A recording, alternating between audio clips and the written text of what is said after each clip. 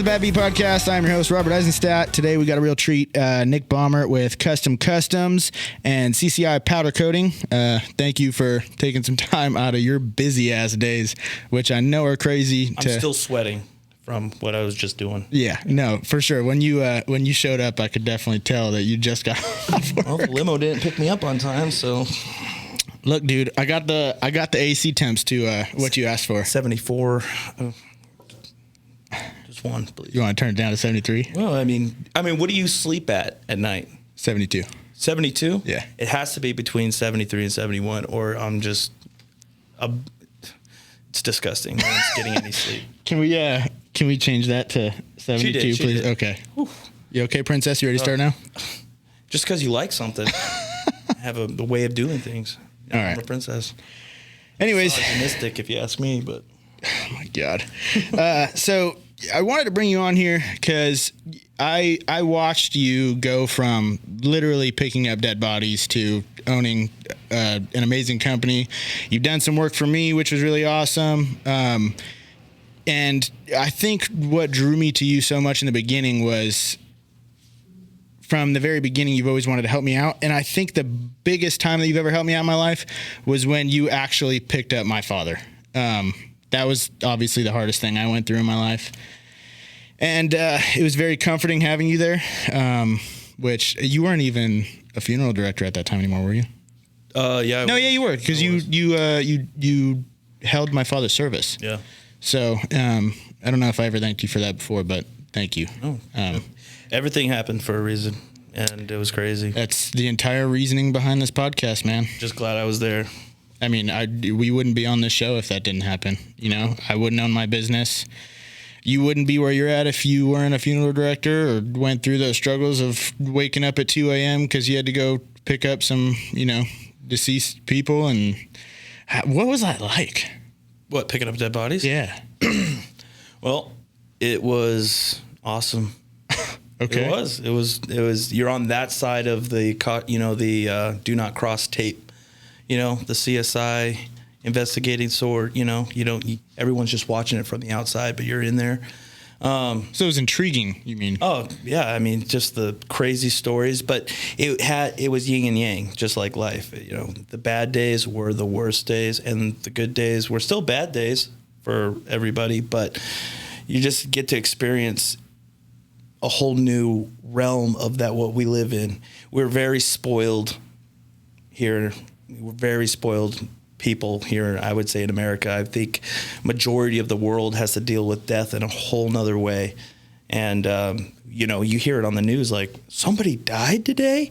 Yeah, well, the average is 500 a week here in Vegas. 500 people die a week in Vegas? That's the average. So you get a small taste via the news, but it's crazy, right? So when you get to be on that side, you get to really start respecting life in a whole new manner. You appreciate it, you cherish it, and you also realize you don't get to choose when it's your time. It is completely out of your control. Just for instance, that cop on the freeway. That shit was crazy. If he would have stubbed his toe on the way out of the door that morning, he would have lived. Because that semi clipped that I-beam, and it perfectly timed, popped off, and landed directly in his windshield to kill him. The odds, the speed, you couldn't time that like with buttons, like missed him, like the coyote and the roadrunner. Like, it's that insane. So just imagine, if you will, if he would have just, maybe he sped and went through an orange light and he would have just stopped. Or maybe he got green light after green light after green light. It's just the complete randomization of, you just have no control. Yeah. No control. Zero. Shit's crazy. Oh, yeah. I didn't even think about that. But once you get into that mindset of just like controlling what you can and not controlling what you can't, you just start cruising for, towards things you want to do and things like that. Like, I don't live in a life where I pretend I'm living forever. I explain to my sons every day that I'm not going to be here forever. You need to pick it up. I'm not going to babysit you. My job is not to be your friend, is to be your dad, pass the torch, move on, because I'm going to be in the ether one day, So that's how I move forward with a lot of my decision makings and stuff like that. But thank God everything worked out the way it did, because that was a great experience. Fantastic. And then, man, it was humbling how people lose their kids, people lose their wife, their husbands, and it's just you just don't even know how they do it. If I lost my kids, this whole town would burn. Like, there's just no tomorrow for me. You know what I mean? And I just saw it day in and day out, and it was just like, gosh, gotta hug them. As a parent, dude, that's like the hardest thing. It's like the biggest fear, right? Oh my goodness, it's incredible. But then you just see people that aren't even worth, like, just you get someone whose kid passes away and they show up in pajama bottoms to do their service or funeral, and it's just like they didn't even care. And you're just like, ugh. But you see the worst and the best in people. Nothing brings out the worst and best in people than death. I mean, 1 minute you're a big happy family, mom dies, and they're all at each other's throat for some check or estates, or it's crazy. But they come together tighter than ever. It's A or B. A or B. That's how it is. But damn, it was good times though. It's crazy how much that shaped your life though. I think the most that I took out of it, other than just the respect of life itself, was customer service. I mean, you're a human punching bag as a funeral director. That's all you are. You didn't create it. You didn't start this situation, but you have to be this person where you're in a business. It's a business that thrives and makes money off of people's worst nightmare. And you have to go in there, tell them that you care, and then tell them to sign and give me a check for 30 G's. It's a difficult process, and I wasn't very good at it, because I tell people all the time, like, hey, you don't have to get a casket from this place. You can go get one from Costco. And then I'd always get a talking to from the higher ups, be like, hey, your numbers are not really good. It's like, they were struck. There's other funeral directors.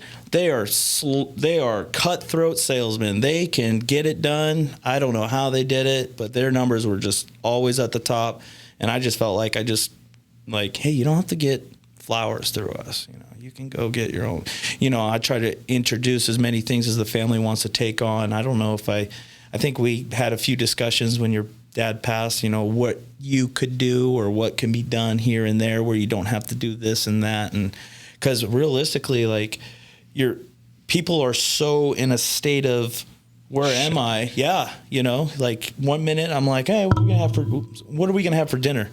And then the next day, that same exact time you were asking what you're going to have for dinner, you're setting up funeral arrangements for the love of your life or your heart or soul. And you're just like, what is going on? Next thing you know, you got your 30 G's lighter in your pocket. And it's like, what color was the casket? I don't, But when people are in that position, you have to be able to help them and do it for them. They're just, I don't care. Just whatever. He like this, he like that. You just got to learn how to talk to people like that. And you have to be a social butterfly, which is another great thing that I took from that, because I'm able to walk into any environment in this town and speak and vibe in a manner that flows with certain individuals or whatever the case. Because you can't just be work first, boys and girls. No, we won't answer that. Should have. Oh, that scares me. What does? Oh, you never know what it is. No, I'm sorry, I can't do it. Thank you for calling Customs. This is Nick. How can I help? Hi, Nick. My name is BK. I found your information on Yelp.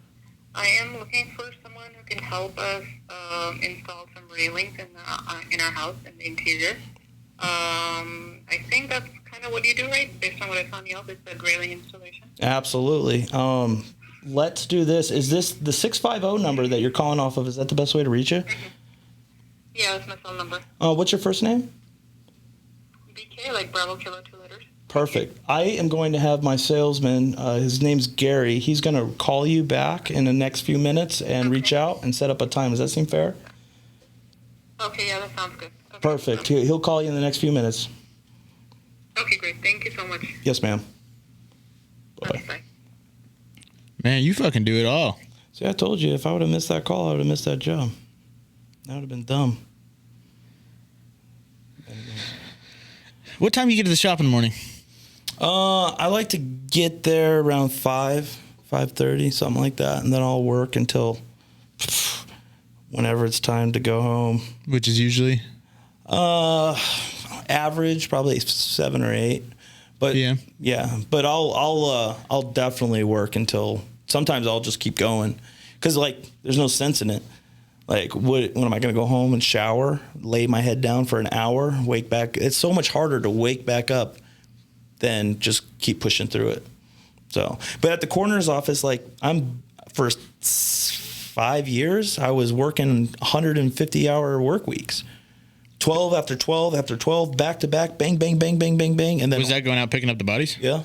Going out to crime scenes and doing removals. I remember hanging out with you. We were going on like a motorcycle ride one time, and like literally halfway through the ride, you were like, "Oh, I got to go back. I got a body to pick up." Yep. Crazy. But that wasn't, those times is when I was just picking up for the funeral home, not for the coroner's office. The coroner's office, the coroner's rotation. See, Vegas is unique in a way, because in Vegas, they don't, the coroner's office doesn't have their own transport team. So they outsource it to a third-party company. And that's who I worked for there. And then it was when you were on road. So they had 1, 2, 3, I think about 5 other companies that were doing what's called the rotation. So once every 5 weeks, your company was the one on call to pick up the 500 bodies that are about to be placed in your lap. And that was, and then you're going like bang, bang. You'll get 2 or 3 calls stacked up, and you're just like, you got 4 bodies in the back, and you're trying to drop them off and get back out there. And it's just like, slamming. And then we're talking decomps. We're talking 8 months just dead all over the place. We're talking fatalities. I'll never forget my first fatality call. I'm always interested in like going to the scene, and then the first call was vehicle versus ped, right? And I'm like, oh man, a vehicle versus a moped? That's going to be destructive. Like, let's go, hurry, let's get out there, right? And we get out there, and the front of this Ford F-150 is completely, it looked like it hit a telephone pole. That's how distorted it is. And I'm like, oh my God. And I talked to the cop, and I'm like, where's the moped at? I want to see the moped. And he's like, moped? What are you talking about? And I'm like, yeah, it was vehicle versus ped on the radio. And he's like, pedestrian. I'm like, get out of here. Homeless guy jumped in front of this car right in front of the MGM, and the car hit him at like 55 miles an hour, tacoed the front of the F-150, gone. Sent him 300 yards, like basketball. Yeah. But check this out. The homeless man that killed himself, the person that was driving, she just left dinner, I forget where, but she had like 2 glasses of wine. She blew over. She went to prison. Yeah. So, don't drink and drive, kids. Okay. That's her. Ever. It's so stupid. And then you just get in one little bumper or something like that, or just guy decides to throw it all away. Rough. But that's what do they got now? Uber Eats, but they can pick you up. Yeah, Uber.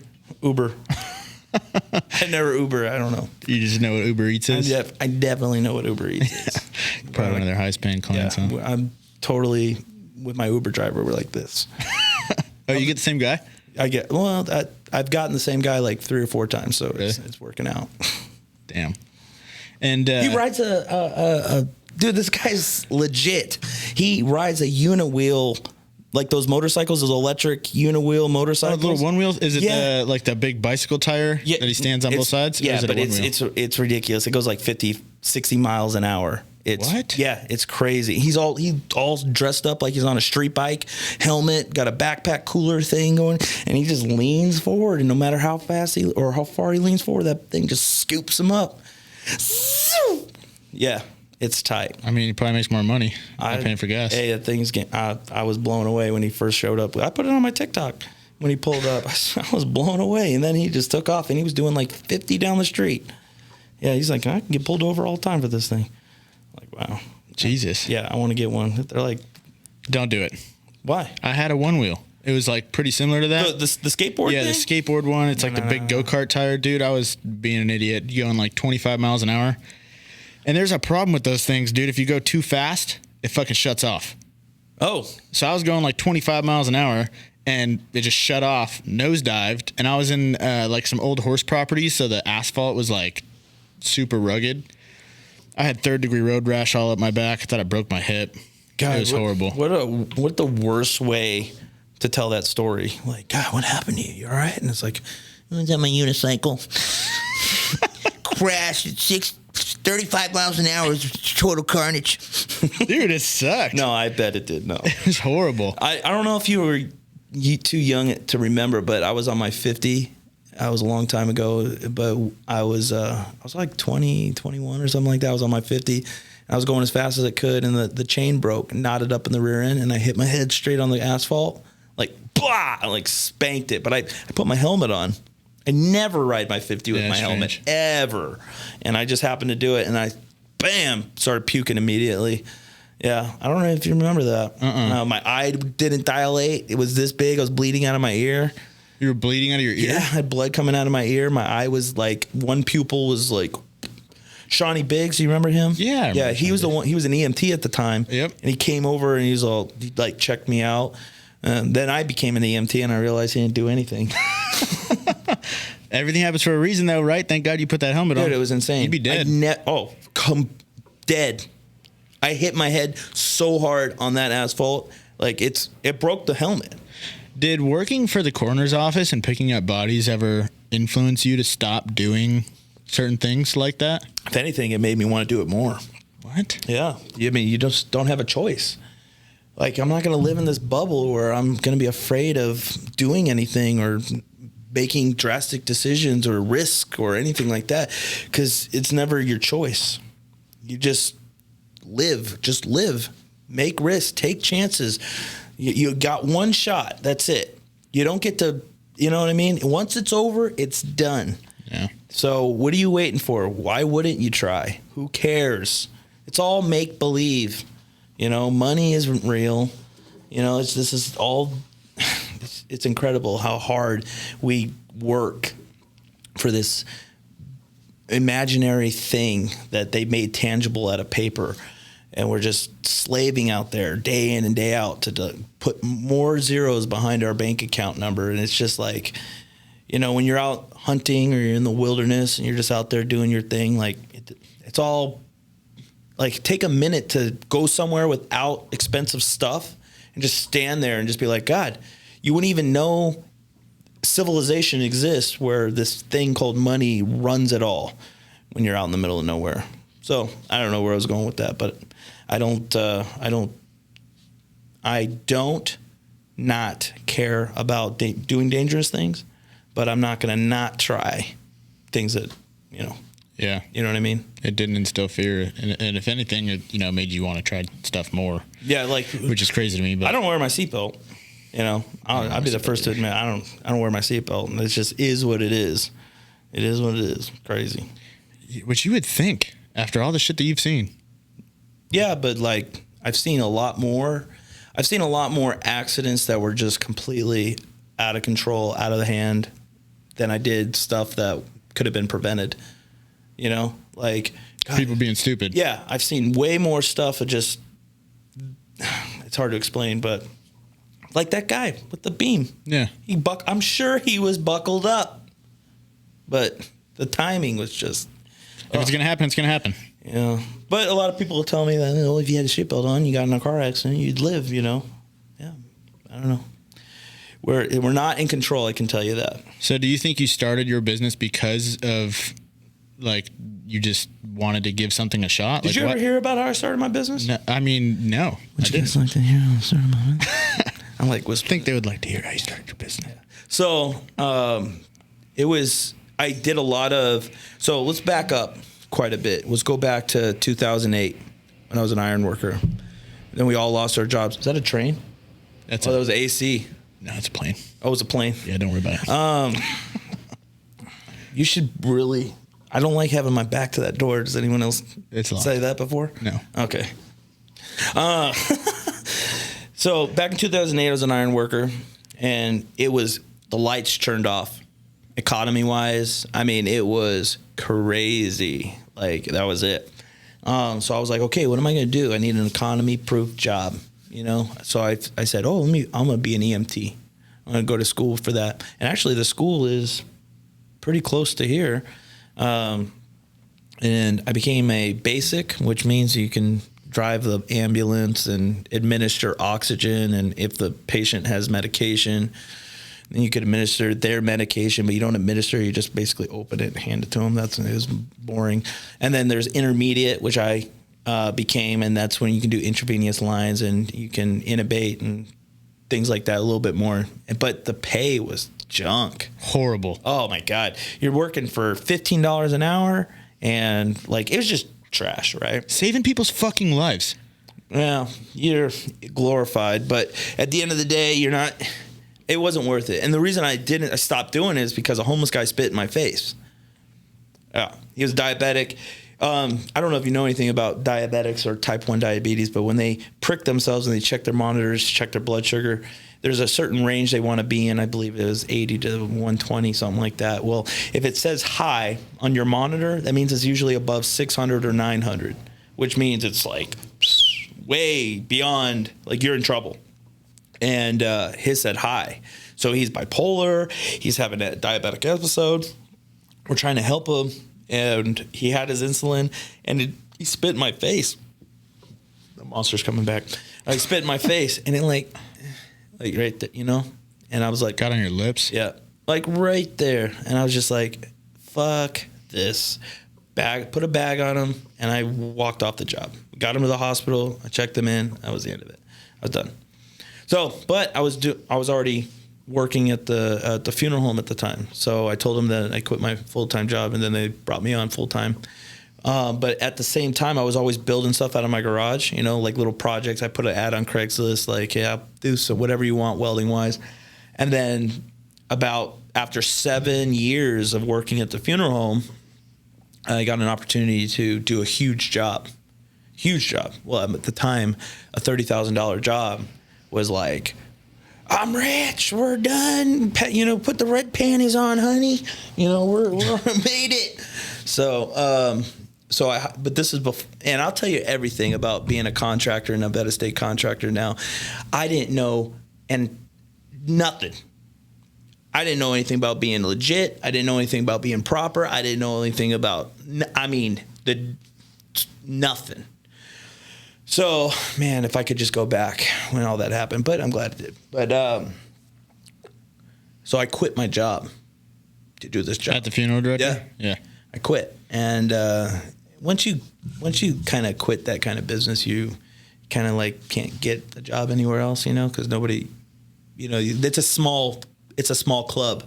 The funeral homes, they all talk to each other, all the MPs and stuff like that. I'm sure I could have got a job somewhere. Sure I could, but at the end of the day, it's a trust thing. But anyways, nobody likes a quitter. They don't want your funeral. Could you imagine if I wasn't there and you had a funeral director with your dad, and then you called the funeral home, be like, hey, he quit. What do you mean he quit? He's got all my stuff. He's got, Yeah. Come on. But anyways, I quit and I ordered all the material, and then they called me and they said, we're going to go a different direction. We're not going to do the job. And I'm like, this is before I knew about contracts and signing, making sure that we're all held accountable and the deposit and all that stuff. And, it was bad. So I had to send all the material back. And then I got charged a restocking fee. I think it was like 10 or 15% or something like that. I got my final check from the funeral home. I was able to pay my rent and my truck note, and that was it. I had $12 left. And that's like, all right, let's go. It's do or die now. And I don't remember that trailer I used to pull around, welding trailer. Yep. I got that for free from the funeral home. And I turned it into a welding trailer, and I pulled it around behind my Tahoe. And at the time, that's when I had the boys quite a bit, and they were sleeping in the back while I was welding all night. And that's how it's been. And I have credit, like the worst. Like, I think it was like a 400, something like that. Yeah, like it's just in the, you're 18 years old, and all you care about is riding street bikes, and you're like, wait a minute. if I sign these papers and I give you my rent money, I can get a street bike. Duh. A lot of people make that mistake. Oh God, man, I did that mistake too many times. But, that's how I learned about what gap insurance was. Okay. Shit. Yeah. Like, I think the first street bike I ever got, and I've gone through probably 10 bikes, but the first street bike I had it for 3 days. 3 days. We got hit head on by a car. Fuck. Yeah. No, it wasn't my fault. But that gap thing, their insurance covered the bike, but not that like the gap insurance, but I didn't have that. So that was a big problem. Gap covers what you owe. Right. But long story short, starting your business off with dick. I mean, nothing. Yeah. And I will never forget this one time. I was like 3 months after I made this call I was going to go hard with my business. And I didn't have $1. I had like 52 cents in the bank. And someone calls the phone and it says, hey, your ad says you're 24 hours. Someone broke into my shop. I need someone to come. The shop doors on the outside, they're made of metal. Well, someone broke in. I need someone to come and weld it shut while we figure out how we get a new door the next day, whatever, to secure the shop. I'm like, yeah, $100. I'm on my way. He's like, okay, no problem. And he gave me the cross streets, which was Valley View and 95 by the Meadows Mall. Mm-hmm. And I got my babies up, woke them up, put them in their car seats. It's like 3 a.m. I hook up the trailer, and it was always like this big old ordeal to get because my trailer's in my garage. I got to move the stuff out of the way. I had to like unpack it, to get it out. Finally get on the road, get there at like 3:45. I get there, I pull up into the gas station. I drove there while my light was on E for my gas, and I was depending on this job to fill up my tank. And I get there and I start calling the guy, and nothing. No answer. Text him. Nothing. I'm there beyond E now, like fumes. And I'm in the gas station right there. Oh man, I don't even know if I should say this story, but it is what it is. I'm in the gas station and I'm breaking down. Like my babies are sleeping. I don't have $1. No one to call. No one to help me. And I'm like I'm just breaking down right there. And then while I'm crying like a little bitch, I look up in front of me and there's a busted ass handrail right there. Just someone just drove their car into it. And I don't know if you know about this, but ADA compliance requires that a handrail or your ADA accessible ramp is working 24/7, is an operable if you are to keep your business open. So we're at a 24/7 gas station. And I said, well, fuck it. I pulled up to it, turned on all my lights, put my cones out, put my come along on it, pulled it back in, welded it back up, blended it down. And I even had the paint, because they just painted it with primer, and I had primer paint, and I painted it. Perfect. Still fixed to this day, by the way. And I even think I put a sleeve in there. But long story short, I went in the gas station. I'm like, all right, all done. That'll be 1:30. And they're like, nobody called you? I'm like, nobody called me? What do you think? I'm just here because I feel like it? Think I'm just here driving around in this town looking for shit to fix and hoping you pay me? That's crazy. And they're like, well, I can't pay. I don't have any money. I don't pay. And I'm like, look, man, I'm going to hook up to that handrail I just fixed, and I'm going to drive off with it. And then you're going to explain to management in the morning why the welder they hired to fix it took off with it, and now you have another problem. And they're like, well, I got to call somebody. I'm like, whatever. And I'm thinking in the back of my head, because it's like 4:30, 4:45 in the morning. I'm like, please, God, nobody answer that phone. Don't pick up, like, whoever you're calling. And they called and nobody answered. And I'm like, look, man, I got to go. I got another call. And they're like, how much was it? And I'm like, it's 1:30. And they paid me out of the till. And I said, all right, thanks. 100 on 100 on whatever pump I was. I filled up and got the fuck out of there. But that was really kind of the start where I had this notion, because before really that moment, it was like, all right, put an ad on Craigslist, put an ad on Facebook, just kind of wait for the phone to ring, and we'll start the business. And it was at that moment that I realized, if I'm not working, I'm knocking. If I'm not welding and grinding, I'm knocking on doors. I'm going door to door. I'm putting flyers out. I'm calling everyone I've ever known. I'm putting everything I can out there to let them know that I have a machine, I know how to use it, and I'm ready to work. And that's how it's been since.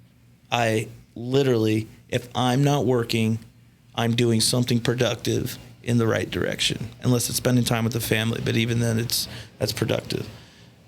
So from that moment forward, it's really been balls deep, go.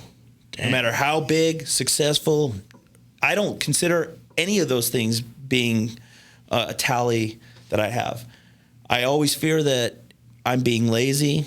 I always fear that I haven't even begun. That's where I'm at. So everyone, people say all the time, like, "Wow, this is really, you're doing really good." I'm like, no, it's not there yet.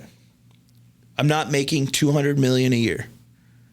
Like, I'm just getting going. Like, I'm not nothing. And I made a pact. I don't know if you knew this, but I am super religious.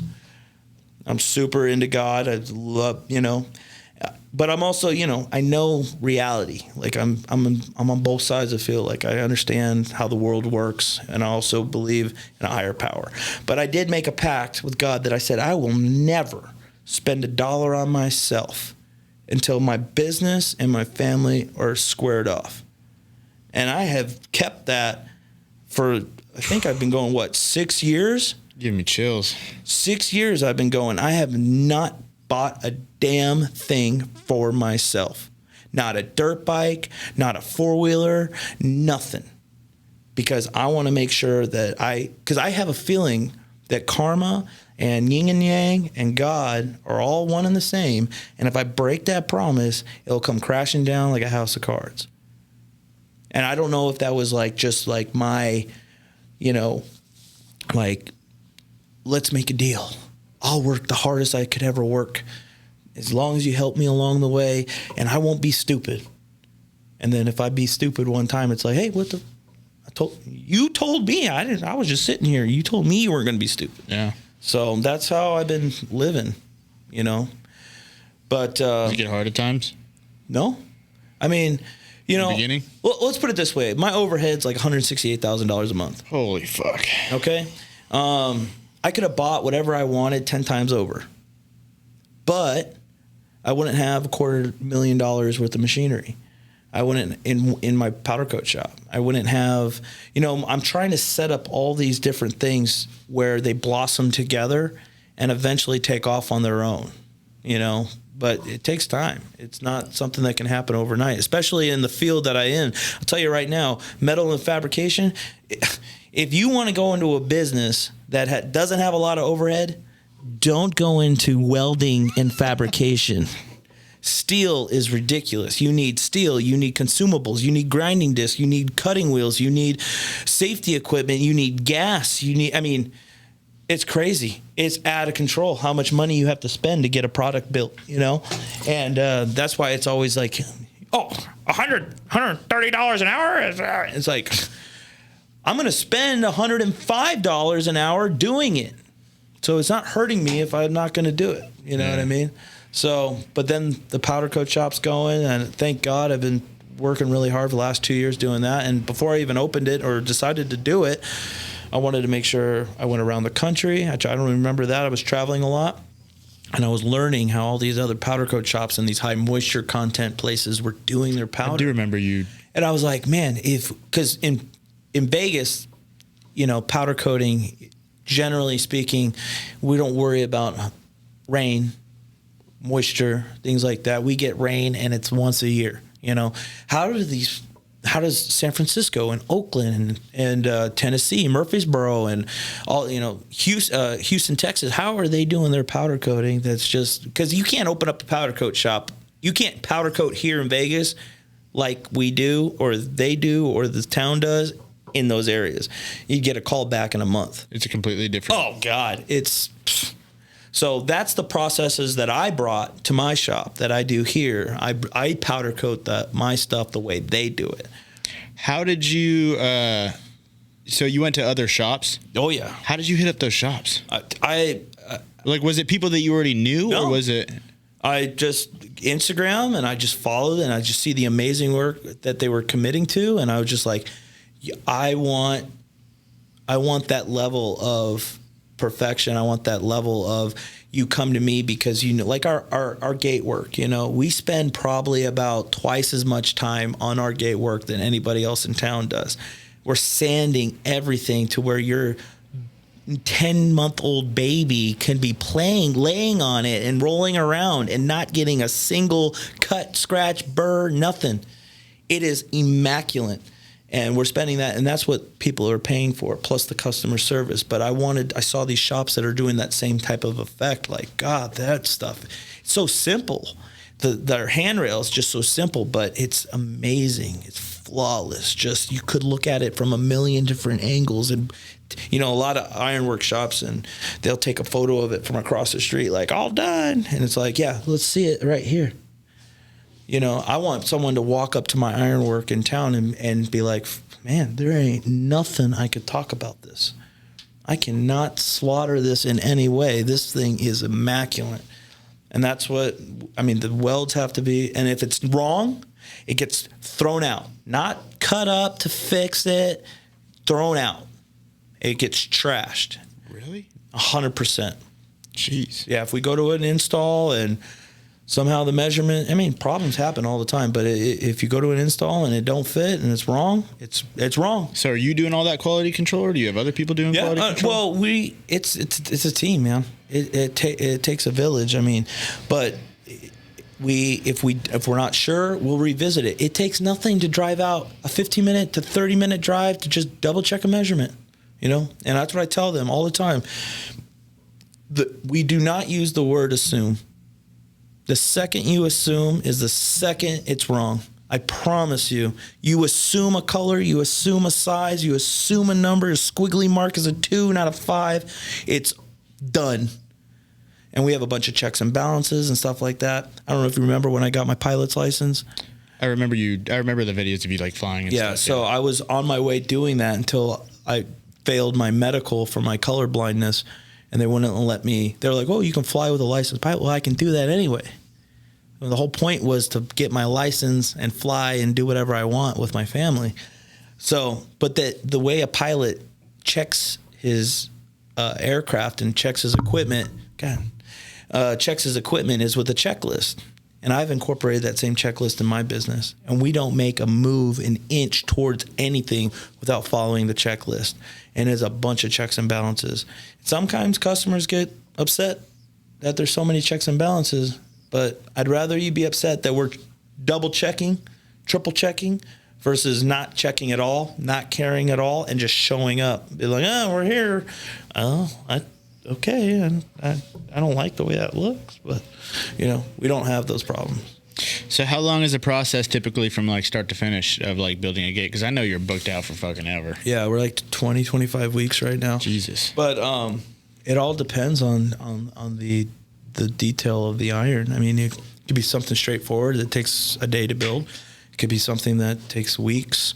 I meant from like starting the planning process of like, okay, this is the design I want. Like, oh, I mean, we could sit down with the family and go over their ironwork within a few hours, but the typical process from, hey, we have our first approval is going to be, hey, we're calling to let you know we're about to start fabrication on your ironwork. In the next few days to a week, things are going to be moving very quickly. We're going to start fabricating. We're going to start sending you photos. And along the way, you need to be able to give me, you know, approvals, because we can't move forward without those approvals. Because the second we start sparking an arc, we're paying for it. You know, the customer gives a deposit, but that's going to pay for commissions, material, powder coat. And that's about it. And drafting, you know, but that money, that's it. So the second we start working, we have guys working. Now the money's out of our pocket because our margins aren't that large. How much time we spend on our work? I mean, we got anywhere from 30 to 15%. Like, there's not a lot of room right there. Yeah. So we got to make sure that when we're start and we're done, we're coming to install. So we make sure that the homeowner's not going out of town, and they know that once we're ready, we're coming. So that's that first thing. Then we send an approval for the drafting. Yep, that's what I want. Cool. Then we start fabricating. Then we'll send a photo of it completed, like the gate built, stood up, a photo. The customer has the opportunity to come to the shop, see it in person, or give me the approval over the phone. And then from there, they say, yeah, it's beautiful. That's exactly what I wanted. Or, I think can we add, or can we do this? And that's that opportunity, because once it's powder coated, you can't just, it's going to take, it sucks. So, and then we send a swatch. We make sure they like their color samples and all that stuff. And then we powder coat. And then the second it's done powder coating, it needs to go in the field and get installed. Because you let that thing sit around waiting for the customer to be ready, someone's going to back into it with a forklift. And then it's toast. So, all these things you've had to learn the hard way, huh? Every single thing I'm telling you right now, there was no playbook for it. And that was really why I started reaching out to other shops in other cities. And I do this all the time now. If you look at my Instagram, my messengers, I probably talk to 4 or 5 other shops in around the United States. One guy in the United Kingdom, actually, and they're asking me questions all the time, like, what should I do this? How should I do that? What kind of, and I lay it all out, whatever they need, however, because Absolutely. I didn't have any of that.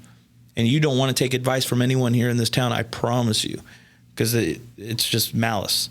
It will 100% be malice. So I never listen to anyone in this town. I'd listen to people outside of, in California or other places. That's where I paid attention to. But you got to learn from somebody. You got to, and then you do your best to figure it out. You get shit on, and then you just make sure you don't do that again that way. Every failure, I mean, I don't even like to call them failures, it's just a learning lesson. It's a fucking win. Yeah, dude. It's a fucking win, It just depends on how you take it. You want to cry and fucking be a little bitch about it and fucking, but you take it in. You go, we will never have this mistake again. I promise. That's how you go about it.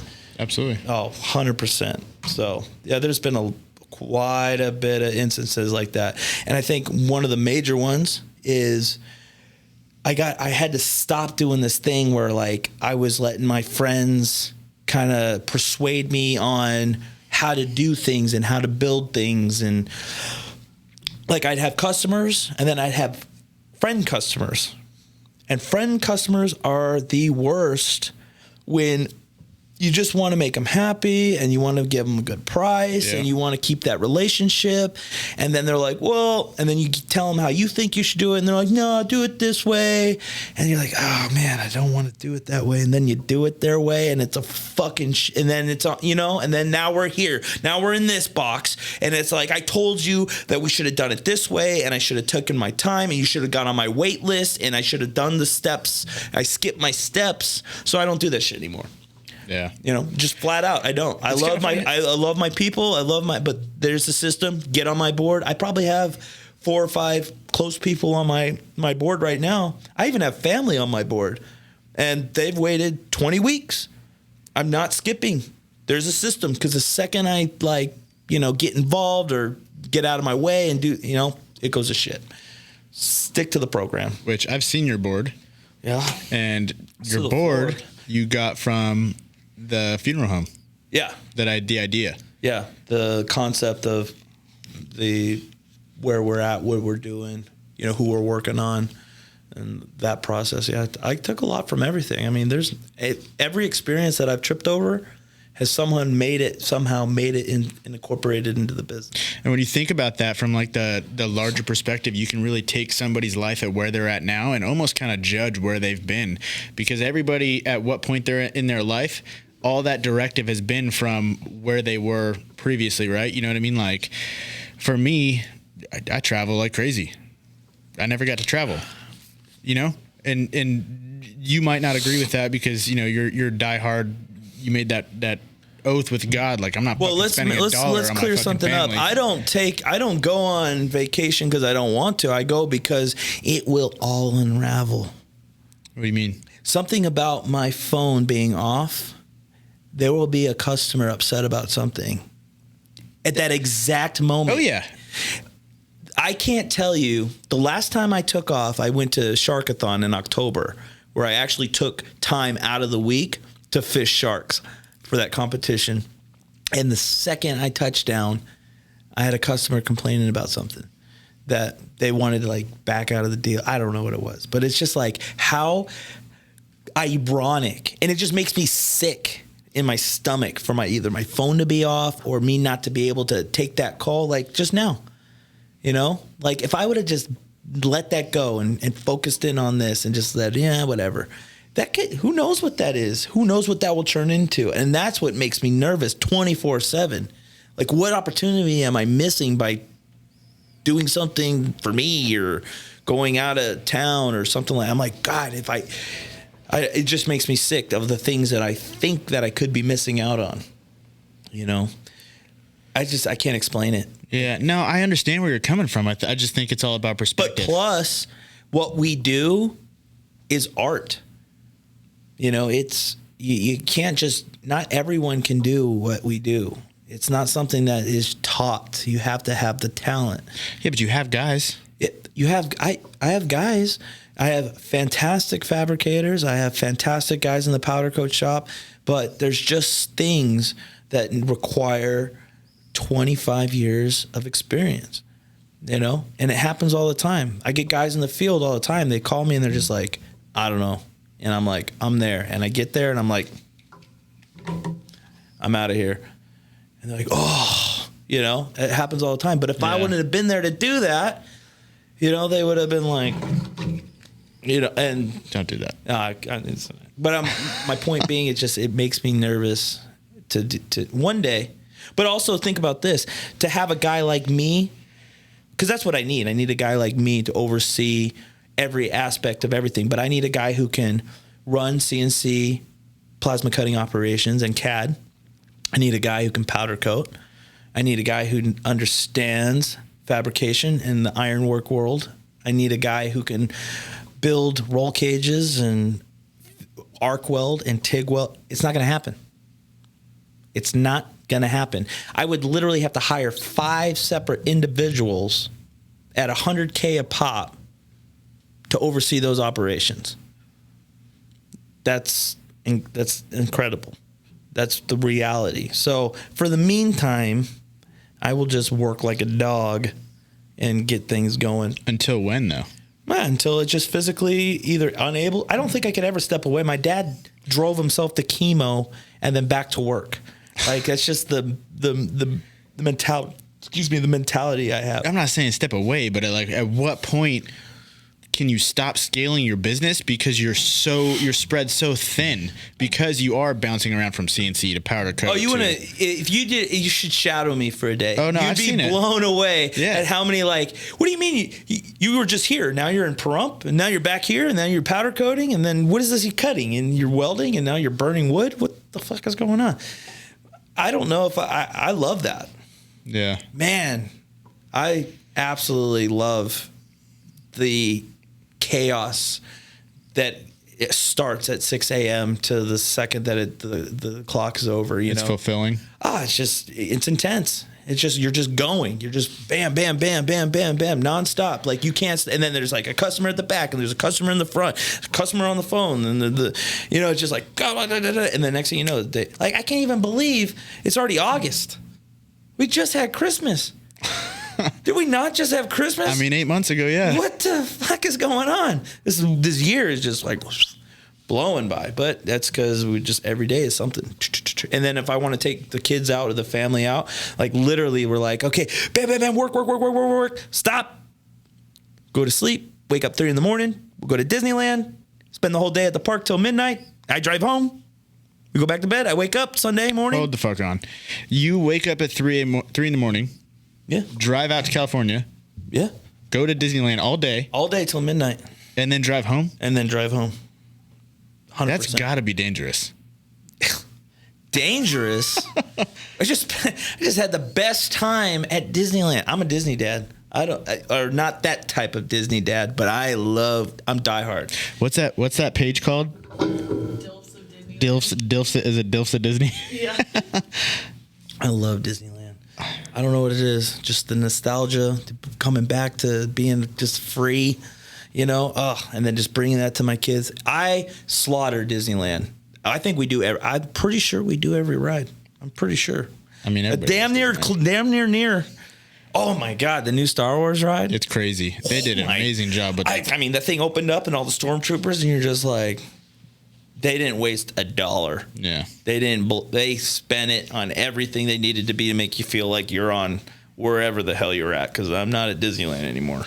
And you bouncing away from Disneyland just made me think of it, and it's just because it's inspirational how good of a father you are to your boys. The videos that you did with the like army thing when you were like scouting at your old house. Oh yeah. That was amazing. We make those videos all the time. Yeah. But you also run the Boy Scouts out of your shop. Yeah, the Boy Scouts and the Youth Wellbeing Foundation, both of them out of the shop. So schedule's a little crazy right now, but Tuesday's football, Wednesday Scouts, Thursday's football, and then Saturday is the Youth Welding Foundation, and then I'm working all the other stuff in between. And then Sunday, I think we just have our ritual where we go to Cracker Barrel every Sunday, spend breakfast with the family. Sometimes I work on Sunday. I just love getting a giant head start on Monday, just totally going to the shop on a Sunday and working till like 10 o'clock at night, and just like my guys must feel like the elves come in the middle of the night and just like you never know. The guys never know what to expect when they come in the next day. Like it could be just like racks and racks and racks of completed work, and then fabrication and this and that. It's just I love that. But they know not to mess with me if I'm still there when they get there in the morning, because there's plenty of times they leave and they come back and I'm still there and I'm still grinding away. But the coroner's office, you got to remember, for 7 years I was doing that. 12s after 12s, back to back working. I mean, you think that was dangerous? You think driving to Disneyland, having a blast, and coming back and Disneyland isn't even that far. Yeah, but it's more 3 hours. It's more dangerous to drive tired than it is drunk. Is it really? I mean, that's what I've heard. Shouldn't be spitting facts that I don't know though. Well, all I know is I have no problem going and doing that. Not even sometimes I wake up in the morning, I'm like, hey, let's go to Disneyland. Like real quick, just bam, bam. I mean, I'll do the Arizona that way. I love Arizona. Arizona's phenomenal. Arizona's amazing. I love that place. I just like I think I just like driving, like on the road, like road trips. I think I have more fun on the road trip part than I do anything else, except when everyone's sleeping, and you're just yeah, normal people can't wake up at 3 a.m, drive to Disneyland. Like, what a rough day. Did you have a rough day? Walk 15 miles. And then drive another 4 hours back. Normal people can't do that. Well, normal people can't have a business. That's the reality of it too. Yeah. I don't know. I mean, everybody has the opportunity. Everybody can, but it just takes everything. You got to be willing to do the shit that everybody else isn't. You've got to work like no one is willing to work. So one day you can work like nobody can work. You know what I mean? Like, that's the only way I see it. But I can't see myself not working. Like, I still want to open up my crematory after that, like, pretty soon in the next few years. It's got to be a great business. Well, I just want to do pets. I don't want to do people. I hate people. I hate families. The people are fine, but that might be one of the biggest, not the biggest, but that's definitely one of the regrets that I have in my life. What's that? Making that decision to cremate my dad. Not the decision to cremate him, the decision to physically help with that process. Oh, really? Some people, it's hard because it's like, what would have rotted at you more? That you didn't, that you shut it down, that you had the choice, and then you did. You got to weigh that option. Would you rather be sitting here right now saying, God, why didn't I do it? Why didn't I do that for my dad? Like, he did everything for me. Why couldn't I just do that? Now you'll never have to feel that way. Yeah, you probably regret the actions of the thing, but I don't regret the actions because it was going to happen no matter what. I think it was the reactions that I got from my mother. Well, then that's something else. You know, I don't know. think that's something. Also when you're behind the scenes, you don't know that shit is going that like. Yeah, well, you don't know what funerals, it's like. funerals you're just are like, okay, very, he gets. funerals are very taboo. Like, you hear someone dies, and then you just like, when's the funeral? And then they're at the funeral, and they're at their casket, and you're just like, you never process how they got there, Right? Like at all. Like you're just like, there they are, and they just grew right there after they passed. Like, no, there is a business that gets them from A to Z, and it is crazy. Hair, makeup. Oh man, embalming, hair, makeup, casket ordering, military guard. I mean, it's a show. It's an orchestra. And the worst part about it, and I think that's why I'm so good at multitasking and doing all these other things, is because when I was a funeral director, I didn't have 1 or 3 cases. I had 100 at a time. What? Yeah. 100 at a time. There'd be times where I had 4 or 5 families in separate rooms, and I'm literally going in there, bang, bang, bang, bang, setting up their funerals, da da da da da, like getting all their clothes, getting the music, getting their pictures, making sure I don't, like just, and then my desk would pile up to the sky with all the stuff. And then once the clock hit 5 o'clock and the phone stopped ringing and the answering service took over, that's when I'd sit until 10 o'clock at night. Ordering caskets, ordering urns, setting up scheduling, getting the hair appointment, all that stuff. Bam, bam, bam, bam, bam. And that's what I miss about the funeral home the most. Is just the second that clock started, it was like, go, go, go, go, go, go. Now that's what it is here. Go, go, go, go, go, go, go, go, go. Damn. Yeah. So you would clock out and do all that shit? No. What? I didn't know. What? Hell no. I didn't know if definitely clocked in, working. Check the cameras. I didn't know if you were getting paid to do that stuff or. Do you want to hear about this one? What's the timeline here? What do we got going on here? I don't know. I just keep rambling on. You're like right an hour. We're good. Oh God! 1 minute left. I'll tell you one more story. No, you're good. This one time, this family came in. And by the way, all stereotypes in the funeral business are 100%. Okay, like I blew this guy's socks off. We were at one of the cemeteries the other day, and they're like, "Oh, we got a Hispanic family. I was like, what time's the mariachi getting here?" And then my guys are like, "Oh shit, that was racist as hell." And he's like, "Oh, they'll be here like 15 minutes." I swear to God, authentic Hispanic families here in the Valley, we love our mariachi bands. They will be at the service. I promise you. Really? Yeah.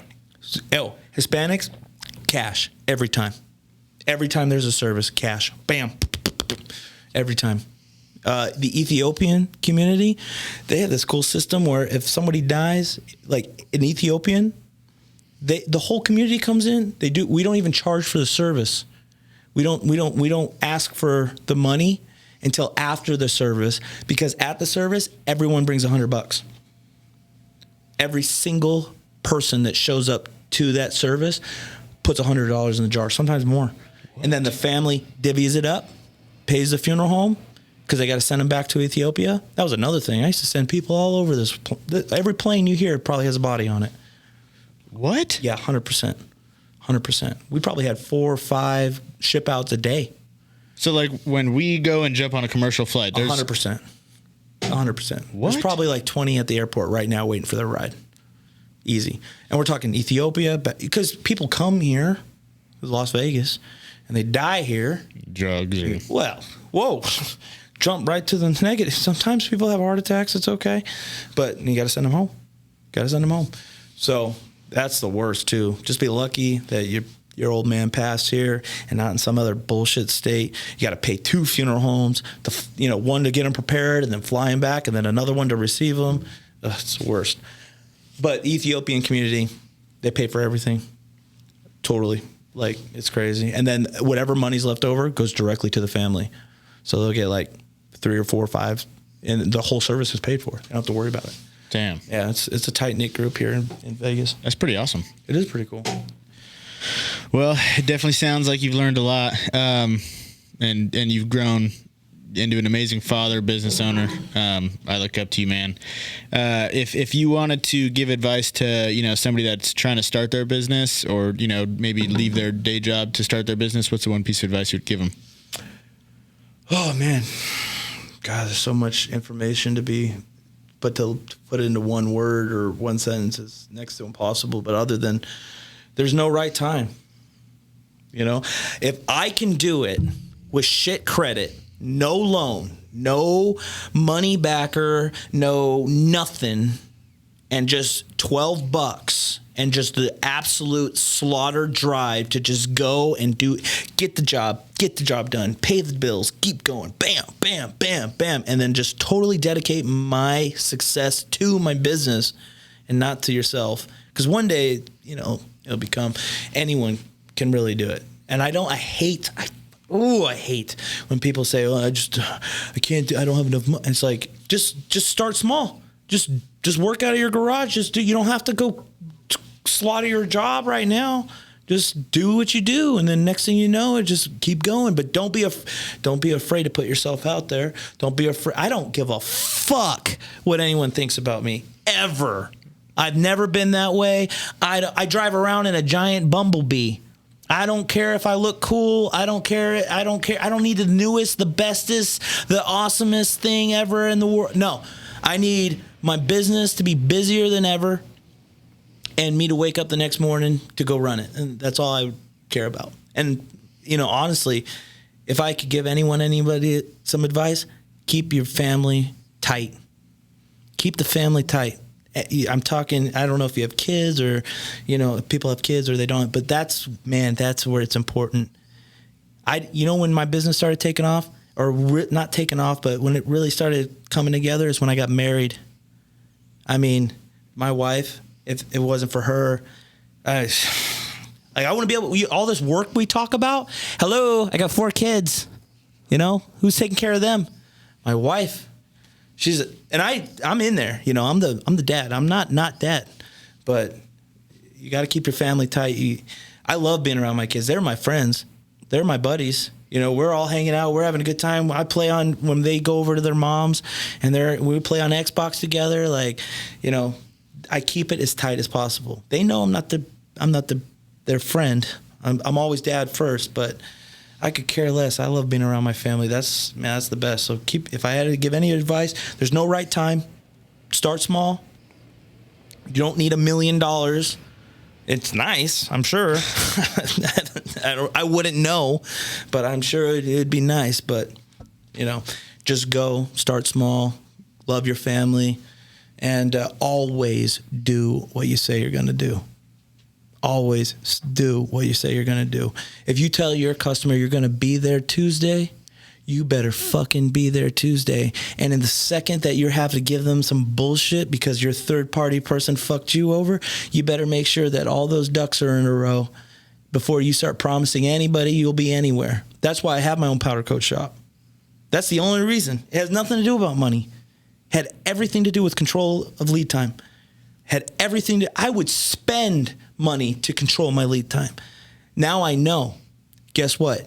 Next Tuesday, we're there. If that means I have to drive or fly to a powder coat facility in another state to get the color that you want, because I will be there. I've driven to California for a part and came back to make an install happen. I've done that twice.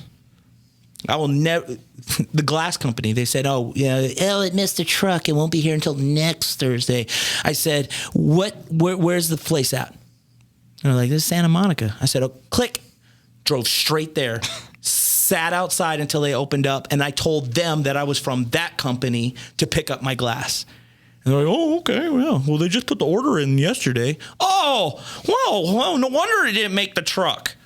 You know, bullshit. I ended up getting it. I called them. I said, hey, just to let you know, I had the glass that I ordered from you, and I'm not paying you for it because it cost me $800 to get out here and turn around. So they're like, no, that's... Really? Yeah. I mean, what are you talking about? You just ordered. I put the order in 3 months ago. And you're telling, like, what are we doing? It's crazy. But always do what you say you're going to do.